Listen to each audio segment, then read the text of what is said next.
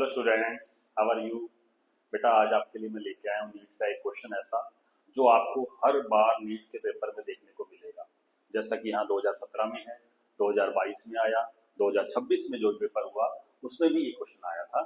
इस क्वेश्चन के अंदर क्या खास बात है, इस क्वेश्चन में ये कहा गया है कि जो कैपेसिटर है वो चार्ज किया गया है एक बैटरी से, और बैटरी से चार्ज करने के बाद उसे एक ऐसे अनचार्ज कैपेसिटर से जोड़ दिया गया है, और फिर आपसे पूछा गया बताइए इस कंडीशन के अंदर टोटल इलेक्ट्रोस्टैटिक एनर्जी लॉस कितना होगा। जब भी एनर्जी लॉस पूछा जाए, एनर्जी लॉस का फॉर्मूला आपने लगाना है delta U is equal to 1/2 C1 C2 by C1 plus C2 and V1 minus V2 का होल स्क्वायर। इसमें V1 और V2 क्या है?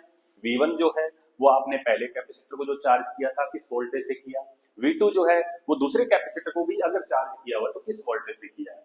लेकिन दूसरा जो कैपेसिटर है वो अनचार्ज है, हमने दूसरे कैपेसिटर को चार्ज नहीं किया। तो जब दूसरा कैपेसिटर अनचार्ज है तो इसका मतलब उसकी वोल्टेज को हमने जीरो लेना है, क्योंकि वो चार्ज ही नहीं है, उसका पोटेंशियल जीरो माना जाएगा। C1 और C2 क्योंकि आइडेंटिकल है, अगर आइडेंटिकल है इट मींस दोनों की वैल्यू इक्वल लेनी है, और दोनों की वैल्यू क्वेश्चन में अगर गिवन है तो हम पुट कर देंगे।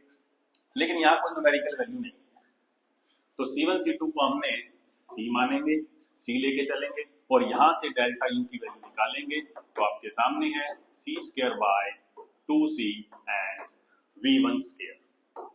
This is the answer. ये इस क्वेश्चन का आंसर है एनर्जी लॉस का। लेकिन इस क्वेश्चन में हमसे पूछा गया decrease by A factor of 2, remains the same, increases by A factor of 2, increases by A factor of 4। सबसे पहली बात यहाँ पर आप बताइए एनर्जी लॉस होगा या नहीं होगा। एनर्जी अगर लॉस है तो इट मींस एनर्जी जो है वो हमेशा कम होगी, तो हमारा आंसर जो आएगा वो इंक्रीज नहीं हो सकता, हमेशा डिक्रीज ही होगा। तो आप बताइए ये हो सकता है, नहीं हो सकता, ये हो सकता है, नहीं हो सकता, रिमेन सेम हो सकता है, नहीं हो सकता। इसका मतलब आपको कैलकुलेशन करने की यहाँ जरूरत नहीं है, इस क्वेश्चन में आंसर सीधा होगा डिक्रीज बाय फैक्टर ऑफ 2।